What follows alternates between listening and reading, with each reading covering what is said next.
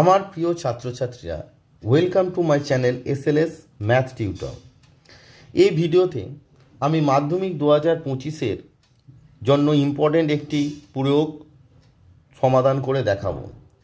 আমি মাধ্যমিক 2025-এর পরীক্ষার্থীদের জন্য জ্যামিতির যে সাজেশান করেছিলাম, সেই সাজেশানে প্রয়োগের যে সাজেশান আছে সেখানে এই প্রয়োগটি ছিল এবং আমি বলেছিলাম যে আমার পরবর্তী ভিডিওতে এটা তোমাদের সমাধান করে দেখাবো। তাই এই ভিডিওতে আমি সমাধান করে দেখাচ্ছি। আমার পূর্বের ভিডিওতেও পরপর এইরকম অনেক প্রয়োগ সমাধান করে দেখিয়েছি, তোমরা ডেসক্রিপশন বক্সে লিঙ্ক দেওয়া থাকবে, সেগুলো পরপর দেখে নেবে। বলছে ABCD একটি বৃত্তস্থ চতুর্ভুজ ডি যা কোণ BDC এর বৈদ্যিখণ্ডক, প্রমাণ করো যে এই বা বর্ধিত এই কোণ BAC এর বৈদ্যিখণ্ডক। তাহলে আমি চিত্রে একটা বৃত্ত এঁকেছি, বৃত্তের মধ্যে কি করেছি, ABCD একটি বৃত্তস্থ চতুর্ভুজ এঁকেছি। এবার দেখো কোণ BAC অর্থাৎ এই যে কোণটা, কোণ BAC এর বৈদ্যিখণ্ডক, বৈকোণ কোণটা হবে না BDকে বাড়িয়ে দিলে হবে, H পর্যন্ত বাড়িয়ে দিয়েছি, তাহলে বৈকোণ কি হচ্ছে CDH, এই বৈকোণ। এবার কি বলছে না ডি জ্যা বা বর্ধিত ডি জ্যা কি করছে না BDC এর বৈদ্যিখণ্ডক। তাহলে ডি জ্যা বৈদ্যিখণ্ডক হবে না তো, তাহলে ডিকে বর্ধিত করা হয়েছে কি না এ পর্যন্ত।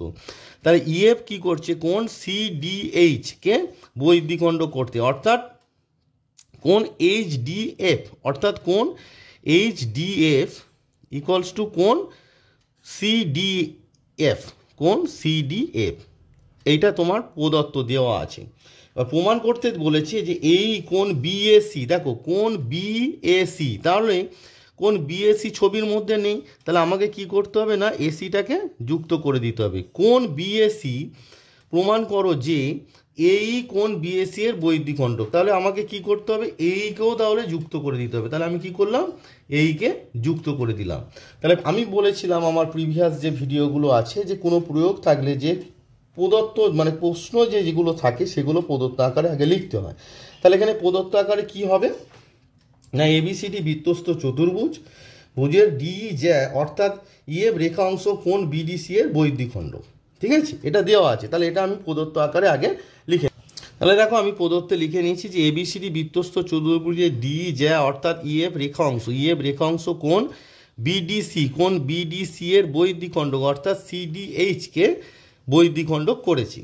এবার দেখো যেহেতু তোমাকে বলেছে এই, সেই জন্য এই যুক্ত করে নিয়েছি, আর কোণ BAC কোণ তৈরি করতে হবে, সেই জন্য এই যে BAC কোণ তৈরি করার জন্য এসিটা আমরা যুক্ত করি, সেই কারণে লেখা হচ্ছে A, E এবং A, C যুক্ত করা হলো। এবার আসি প্রামাণ্য বিষয়।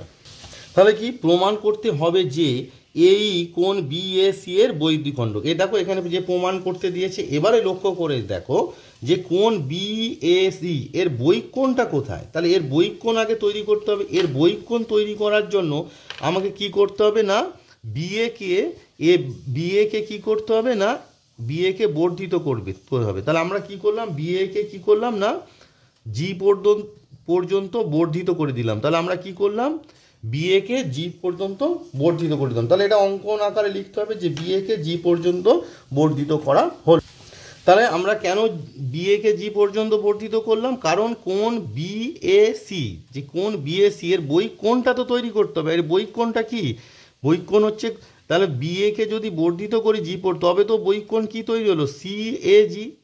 তাহলে বৈকোণ তৈরি হলো CAG। দেখো এবার তোমাকে প্রমাণ করতে হবে যে এইটা কি করছে না কোণ CAG কে বৈদ্যিখণ্ডক করছে, অর্থাৎ তোমায় দেখাতে হবে যে কোণ CAG এর এইটা কি করছে, দুটো পার্টে ভাগ করছে। একটা হচ্ছে কোণ, তার মানে তোমাকে রাফে যদি দেখায় যে তোমায় কি দেখাতে হবে যে কোণ GAE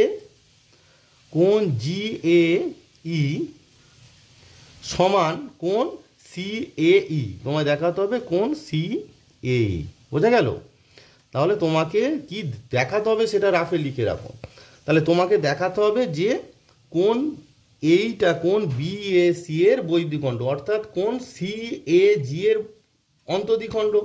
তো একে যদি অন্তদ্বিখণ্ডক এই করে, তাহলে এই যে দুটো কোণ আছে, একটা কোণ হচ্ছে GAE আর একটা কোণ হচ্ছে কোণ CAE অর্থাৎ এই কোণটা। তাহলে এই দুটো কোণকে তোমায় কি দেখাতে হবে, সমান দেখাতে হবে। এইটা তোমার টার্গেট।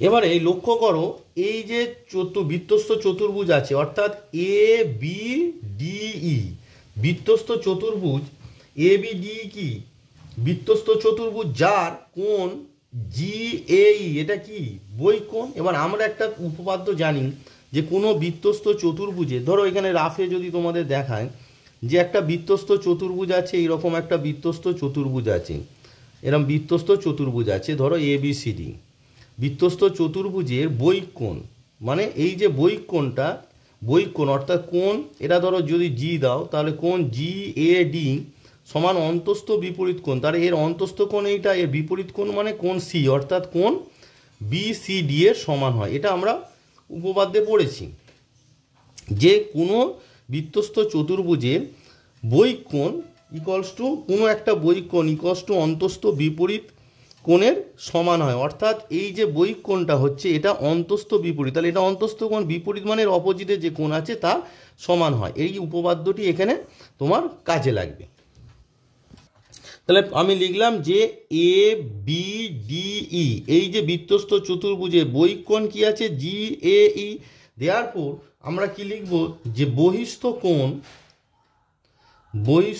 এই যে আগের যে উপপাদ্যটা বললাম আর কি, বহিস্থ কোণ জি এ ই, বহিস্থ কোণ জি এ ই ইকুয়ালস টু অন্তস্থ বিপরীত কোণ। অন্তস্থ বিপরীত কোণ কি আছে ছবিতে দেখো, অন্তস্থ বিপরীত কোণ, অন্তস্থ বিপরীত কোণ, ছবির দিকে দেখো অন্তস্থ কোণ কি জি এ ই, এর অন্তস্থ কোণ কি আছে ই এ বি, এই যে অন্তস্থ কোণ, তাহলে ই এ বি এর অন্তস্থ বিপরীতে কি আছে এই কোণটা, এই কোণটা কি না ই ডি বি, তাহলে অন্তস্থ বিপরীত কোণ কি না ই ডি বি, কোণ ই ডি বি, বোঝা গেল।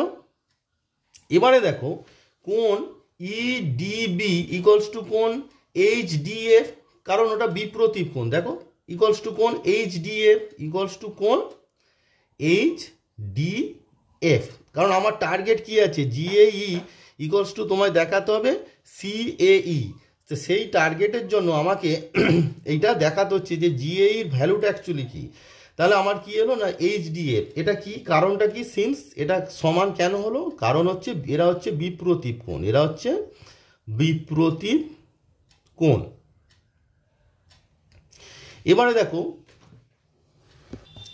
দেখো এইচ ডি এফ, এই কোণটা আবার এফ ডি সি এর সমান, দেখো এই যে এফ ডি সি, কারণটা কি বলো তো, বলো কারণটা কি এফ ডি সি, কারণ হচ্ছে যেহেতু দেখো আমরা কি জানি ইএফ, কারণ হচ্ছে ইএফ কোণ সি ডি এইচ এর কি বলো, কোণ সি ডি এইচ এর সমদ্বিখণ্ড, কোণ সি ডি এইচ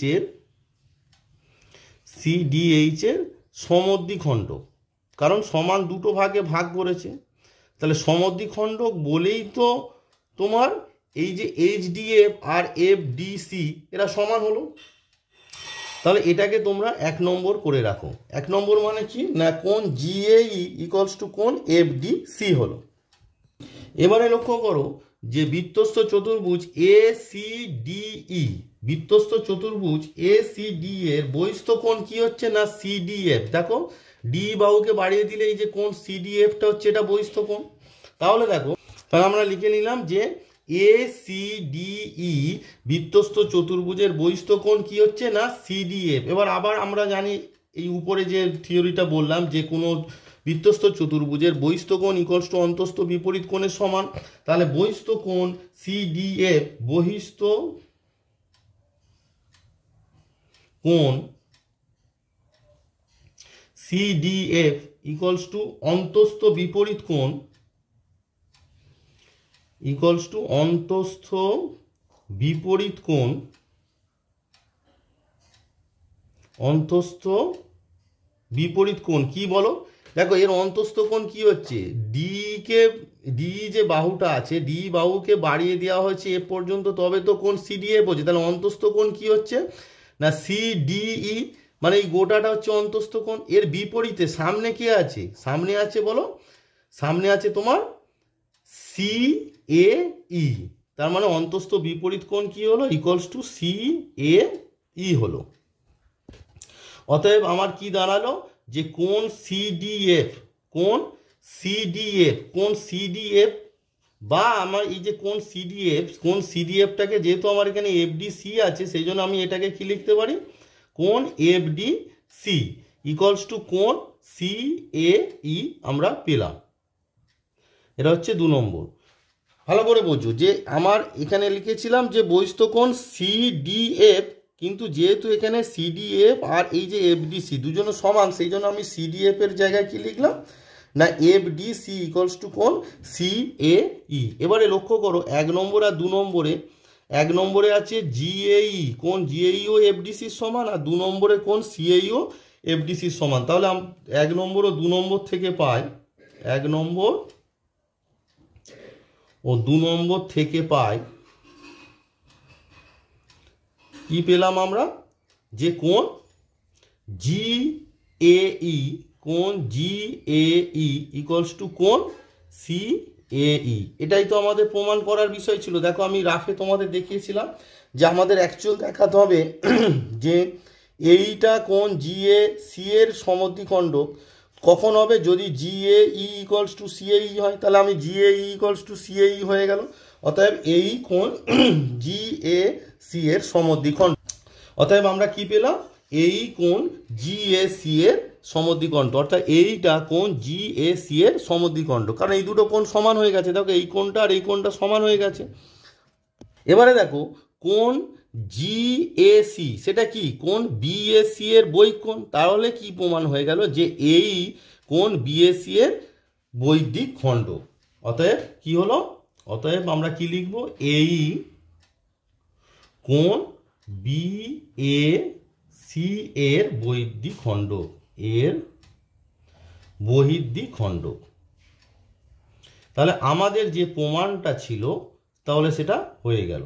তাহলে এই যে প্রমাণটা করতে গিয়ে আমাদের কি কি থিওরি লাগলো, এখানে বক্সে আমি ছোট করে বুঝিয়েছি যে কোনো বৃত্তস্থ চতুর্ভুজের বহিস্থ কোণ অন্তস্থ বিপরীত কোণের সমান হয়। অর্থাৎ দেখো এই যে চিত্রটা আছে ABCD, এর বহিস্থ কোণ কি GAD, অন্তস্থ বিপরীত, তাহলে অন্তস্থ কোণ BAD, তাহলে বিপরীত কোণ কি BCD, তাহলে GAD ইকুয়ালস টু কোণ BCD। এই থিওরিটা এখানে তোমাদের কাজে লাগলো।